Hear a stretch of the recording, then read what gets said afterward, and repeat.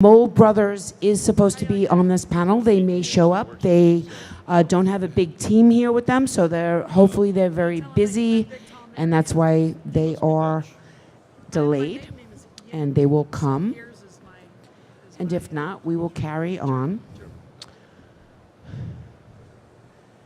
So my name is Deborah Korn, and I am the Intergalactic Ambassador to the Printiverse at Print Media Center.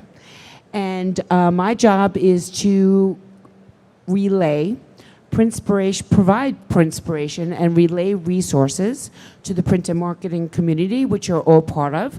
Citizens of the Printiverse, all hail. I salute you. Thank you for trying to create the best print that you ever possibly can and help your customers do the best job that they can. And hopefully these panels help you make the decisions regarding the equipment that you need to make that happen, and the substrates and the software, and most importantly, the vision.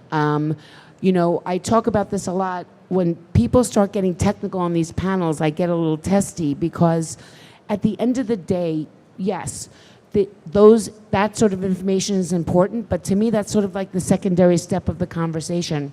First, you have to get people emotionally connected to your vision of print, to your vision of the possibilities and the inspiration and the applications that you can provide for your customers to expand your business. And it starts with that one-to-one conversations and inspiring people. And that's what I really try to do with these panels. So I don't ask technical questions. As a matter of fact, most of the questions I asked aren't even from me.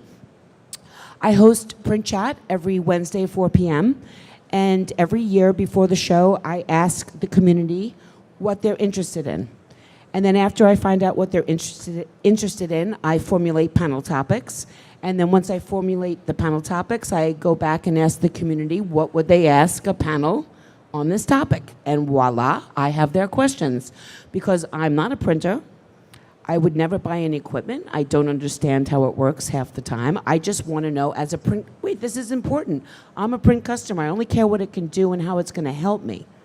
Whether it's going to help me help my clients, or whether it's going to help me with a longevity and a career, because I'm bringing something new to my business, a new idea, a new possibility, a new way to help my clients communicate with theirs. So it's really important. But I want to start off this panel. Packaging is certainly very topical, so the community had a lot of questions about it, and we'll get to that. But first, and I just want to remind the panel, we only have a half an hour for this one, so I'm going to shut up, and then we'll go like as fast as possible so we can get as much in. Okay, we're going to start with HP. Who are you? What do you do? And a little fun question to start off. What is your favorite thing that comes in a box? So you could get to know the people you might do business with. Hi, everybody. It's a pleasure to be part of this panel. My name is Juana Manolake. You probably won't remember my last name. I'm from HP, marketing manager for Labels and Packaging for Americas. And the favorite thing that comes in a box, definitely chocolate. Oh, excellent. Derek, RMGT. Good afternoon. My name is Derek Gordon, and I'm pleased to be here and part of this panel. And I think what we sell is offset technology and packaging machines in the short to medium and long run solutions. My favorite thing that comes in a box, golf balls. All right. At least you didn't just say balls. At least we got a golf in front of that. I think I found some of yours in the rough, but that's okay, sorry.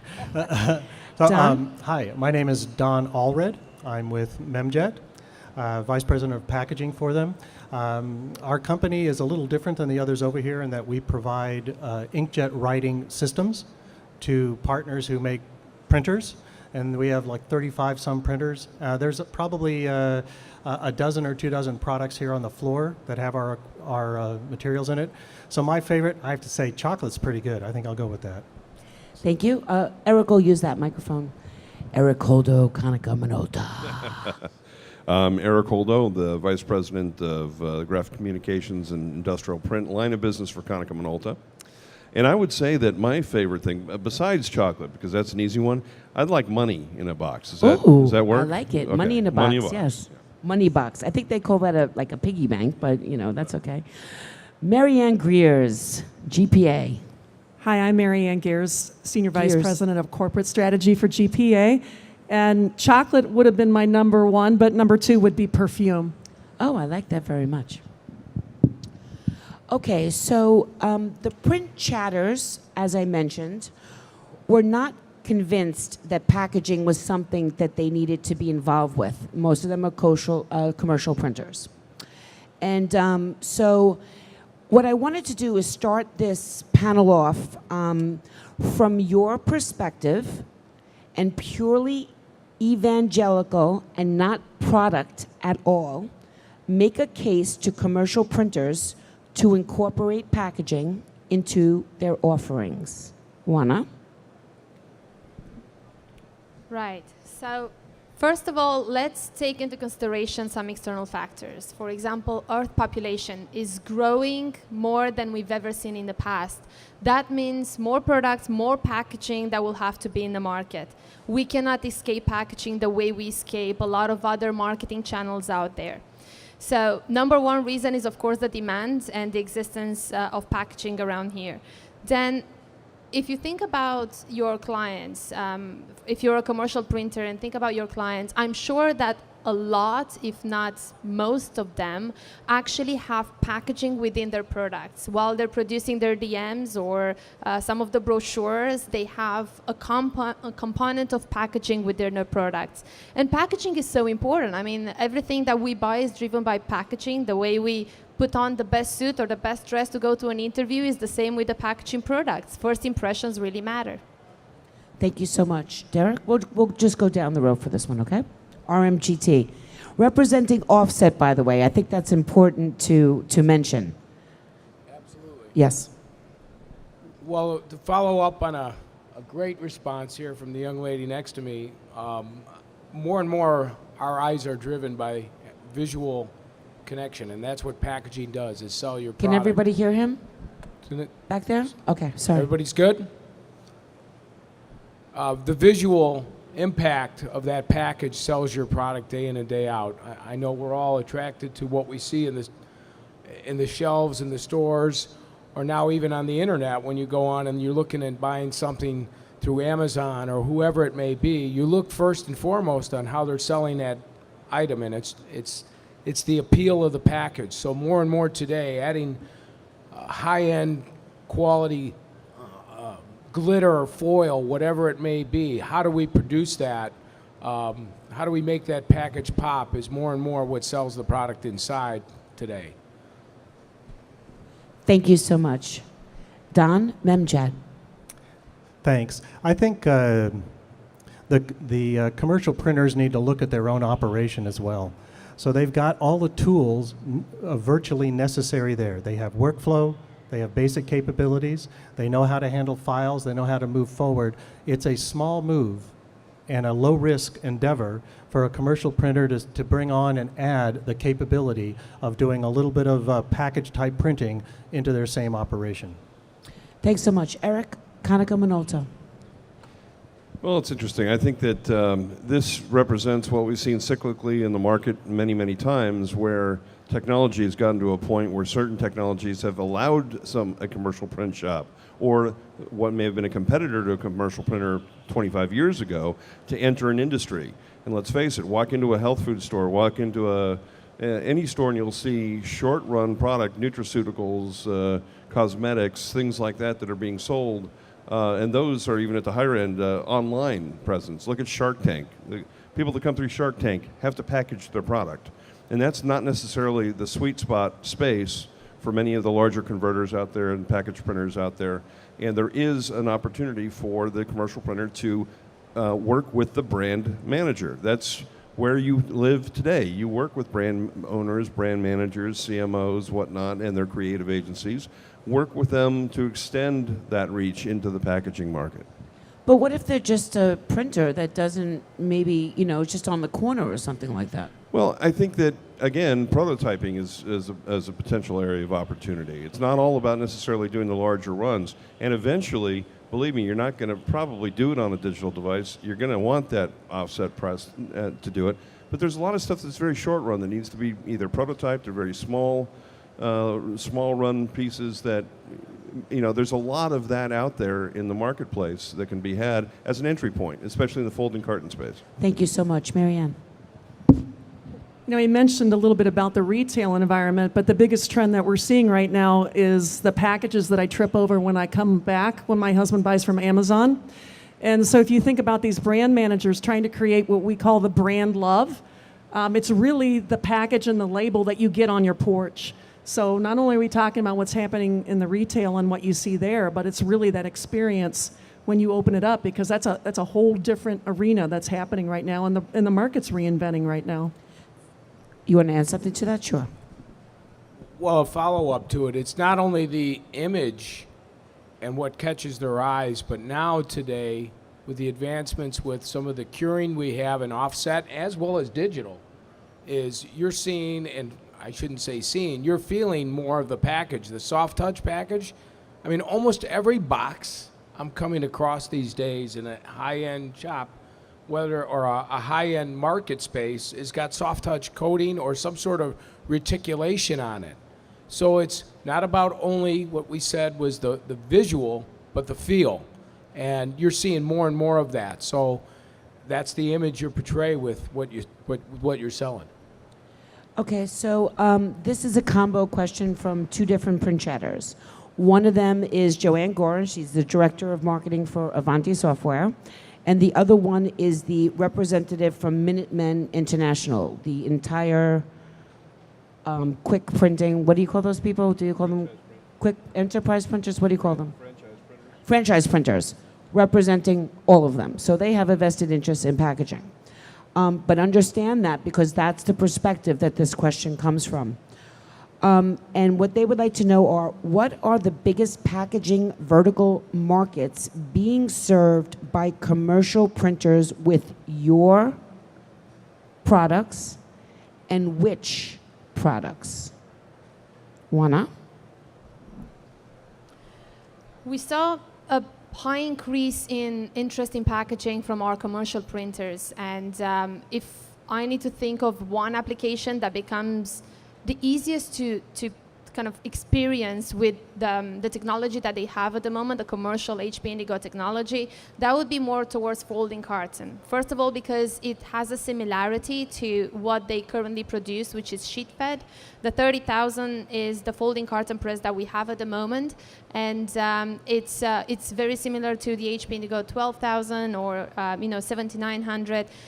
And that's actually a very good question, because we have a very good story. For example, I actually brought it with me, which is called Origami Campaign. This is packaging, as you can see. But guess what? It's actually printed on a commercial press on the HP Indigo 10,000. This is a customer that is kind of testing the market in the commercial space.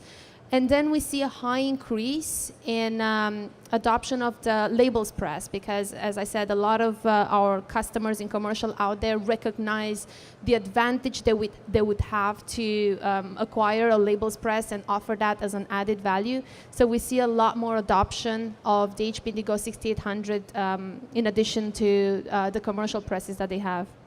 Thanks so much. Derek? RMGT.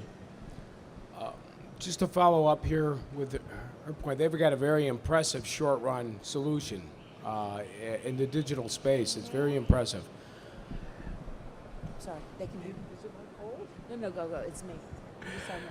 From the offset standpoint, what we're seeing more and more of is the opportunity of, I think what was referenced earlier, is that short-run application as well as long-run. Obviously, that's traditionally where our space was always, but it's been, the carton, paperboard box manufacturers that are doing cereals, candies, and that's really where our growth space is. And now we're seeing it come down to a smaller format where someone wants to add high-end coatings and look to it, the appeal like I just referenced.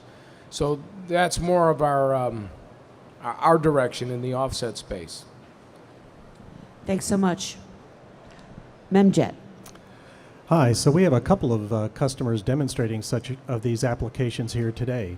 So Azante, as well as New Solutions, have products that are printing on cartons, everything from pizza boxes to industrial items, a variety of things like that with the VersaPass technology.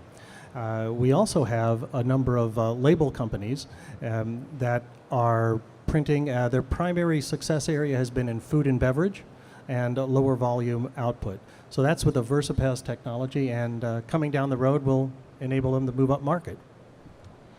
Eric Holdo. So I could say, nutraceuticals, food and beverage, and that is all true, but pot and vaping are probably the two largest growth areas.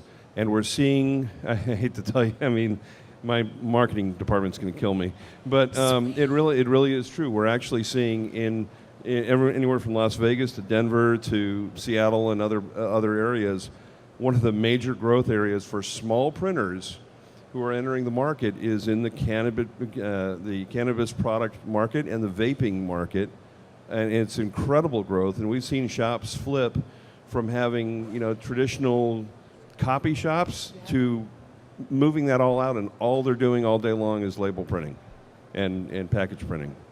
Thanks so much, Marianne.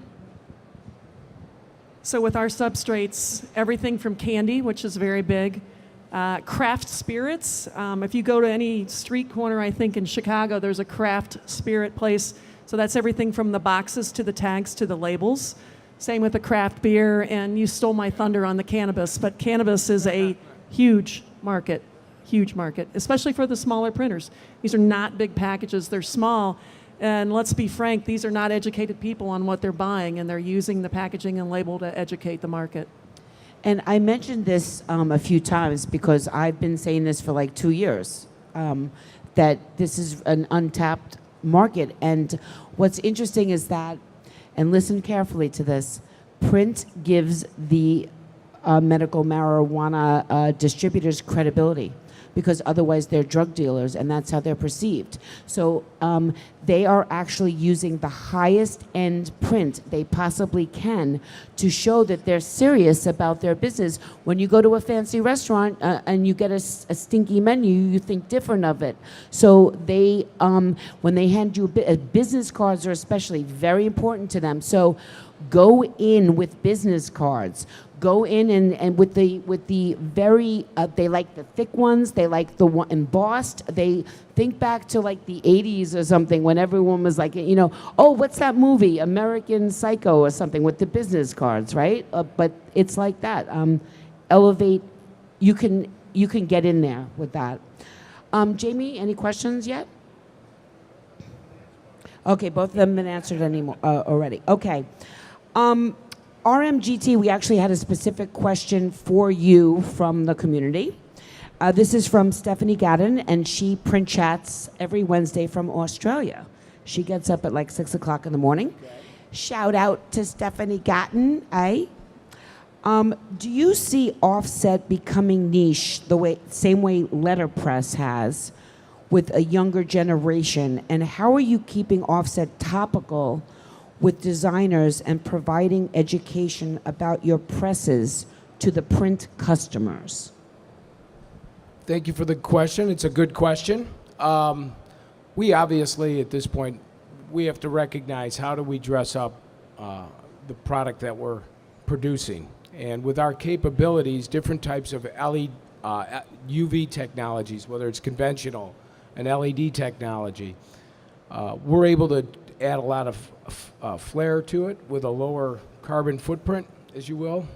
And by doing so, we're able to accomplish a lot of what we want. And I think so that we don't go the way of the letterpress, we got to continue to advance the technology in the machines, making them, if you go by our booth over here, you'll see the machine, it kind of looks like a spaceship. It's supposed to bring in the people and see it doesn't look like an old machine where you're digging into ink everything is computerized and automated, and it looks like a spaceship. And that's really the direction we have to go to continue to sell what our service is doing. I think a big part of that also is what we referenced earlier, the optional coatings in that we can do that it can't really get there yet 100% with digital.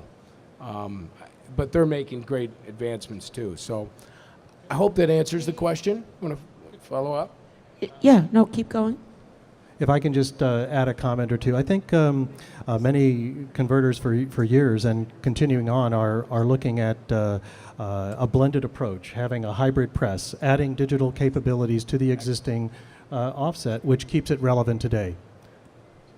Thanks. Eric or Marianne, want to add anything to that?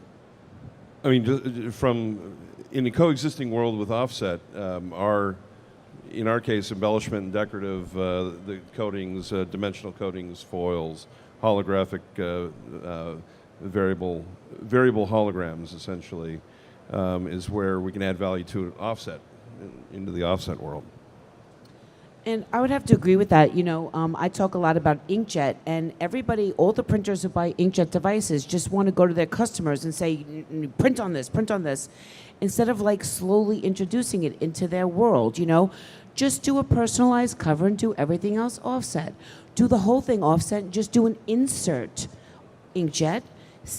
Prove that there's some sort of value to it for the recipient, and then you can start doing more or changing up the way that the customer is actually executing their applications and their work through your partnership. Did you want to add something? Yes, I mean, I wanted to say that I do agree with you, and in a lot of our stories and even our some of the marketing materials we recognize the complementary between digital and offset. And as you know, we produce the digital printers, but in certain situations, as you said, you know, do all the long and hundreds of millions of those runs offset, and then get into targeted marketing, get into the promotional, multiple SKUs with digital, and look at them as complementary technologies. Of course, in certain cases, not in all of them, but I totally agree. Yeah, I mean, do your spray and pray and offset, and then when you get your responses, go to digital and have a one-to-one conversation. Exactly, and I want to follow up with that because I see more and more customers looking at how do I blend the two technologies together. I'll add variable data to this, 5,000 package run that, by the way, should now come off today with no spray powder, so you're not contaminating your digital print engine if you're producing it with LED UV, and you blend the two technologies together, and that's where I think you win. I think they're great to support each other. And I think that's more of the direction we're going. One area, though, that I'm really talking about in packaging is that blister pack market, where you can actually see your item and it's just a backing, as you know. You see a lot of that. That's another way that you can do in short run market with a digital press and or a longer run with an offset press, really tackle certain unique niche markets, your screws, your cables, whatever they put in, cell phone packaging, so forth, where you actually see the product and it's the backing of that. That's an area of packaging that I think is a gold mine for people to pursue. And I think especially with the digital devices, that's an area where they can, get growth. Those are the packages that I can never open or like I was I'm going to cut say, myself on, right? I always say I needed a degree from MIT to get my freaking dental floss out of the package. I'm like, what is going? I need a knife, an axe, a chainsaw. I'm like, I just want a floss. Indeed, and I do agree with that. We see a high increase in blister packages also, first of all, the way certain products are being sold, and also in the credit cards market. And right now, digitally we produce a lot of blister packs, and then we attach the card. We can print on the gift cards or the credit cards that usually you get through the post. And we now print on plastic cards as well, and the 30,000. Actually, all my business cards look like credit cards, so they, including the chip and all the security solutions on them, so kind of end-to-end solution. Are you seeing any trends in packaging substrates, Marianne? We are, Deborah, and one of our panelists here talked a little bit about the tactile feel of the, not just the look, but the tactile feel. And one of the biggest things besides the thicker products is the packaging that has the tactile feel. So the felt finishes, some of them that have more unique. We have a lot of different embossing patterns that are within the paper. So it's not only what they see visually, but it's what they're touching. So that could be on the label itself. And when we talk about wine and spirits, and I don't know how many of you go to buy wine, sometimes you're just making the purchase, right? Do you make it based off of what you know or off the label? And there's a lot of value in that. And sometimes it's what that is. Pearl right now, pearl and anything that's shiny is a big trend right now. And that goes with some of the embellishments if you think about that as on the finishing end. Thank you, Deborah. Thanks. And I mentioned this yesterday, that paper merchants and paper companies are great resources. Ask them what kind of paper they're selling lots of, and then figure out what are the applications that are used with that paper and get in that. Because something, there's like a little run on that stock. What are they using shiny paper for? Oh, speaking of shiny, look at Ellen back there, all shiny. This is a shorter panel, so this is going to be the last question. We'll start with you, Juana, and we'll go down. And then after you answer, if you could just tell people where the HP booth is and how they can get in touch. Let's just say that we've convinced everybody that they need to get into all the commercial printers, that they need to get into commercial packaging, and that they need to make an investment in it. They're not going to want to make a short-term investment. They're going to want to make a long-term investment, so they don't have to keep switching equipment. What global packaging trends should we all be preparing for so that these people and the people watching at home can make smart purchasing decisions? Juana?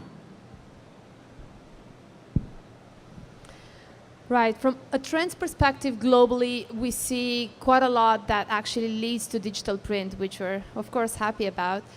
First of all, we see globalization. So the power of retailers out there, for example, Walmart, they are almost twice of the number of labels as the next one, which is Nestle.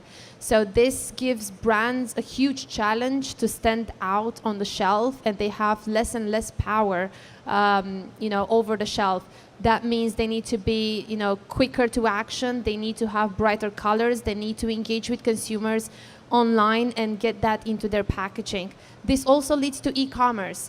E-commerce is increasing more than ever before, and that's why I brought some things with me, like, for example, Oreo, one of the, very long-standing since 1930, America's favorite biscuit. They started doing a lot of things on e-commerce and engaging with consumers in that one-to-one communication. More than that is SKUs. In the past, a few years ago, you would go into a shop and you would order sugar. Now you go into a supermarket and there's a whole aisle of all kinds of brands of sugar. Only Oreo has over 100 of SKUs. How do you keep up with that? And different sizes, different flavors, and chocolate in all kinds of strange flavors that you've never seen before. Again, this is something where digital print can come in place and help. And the last one I would like to add is millennials. Millennials nowadays, officially, they're the biggest segment in the United States. And they're the most educated segment of millennials than ever before. And also, they're the most narcissist people than ever before. They want everything to be... Wait, aren't you a millennial? I am, and I'm guilty as charged. Okay. And they like everything personalized. They like everything to be just for them. And they like that one-to-one communication. They like to feel important all the time. And brands have to, they have to come up with a challenge, and they have to make everything personalized for them. And when I say personalized, it's not just the name or, the picture, but it also making it relevant for all their situation. Thank you so much, Juana. And HP's in booth 613. You can follow them at HP Graphic Arts and, get in touch. Juana did a great job, so I don't even know if I'm going to add much to that. But what I will say is I do notice today in print, what print has provided packaging is more opportunities. What you thought, and what I see the trend going forward, which is whatever you thought would never be in a package will now be in a package, because it's the image in that package that sells the product. I think I referenced that earlier, and I think, as you said, in millennials, the way they perceive something today is more on what prompts them to buy. That's their trigger. I'll also say this. What I noticed, if you're thinking about packaging as an opportunity in your commercial print area or your packaging area, there's plenty of vendors in this floor for short-run creative finishing, laser die cutting.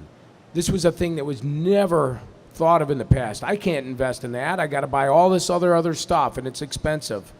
You've got companies on this floor that have just the uniquest products for finishing. You have Kama, you have Petrata, you have Hycon, which you've got some really unique products that are out there that can finish your creative piece. So Motion it can Cutter, be done. who's in our alliance, has the laser cutters too, and they're at the show. Yeah. Memjet. Thanks. I think there's a little bit of a different view on this. We've been seeing some of the smaller brand owners bringing more of the print inside.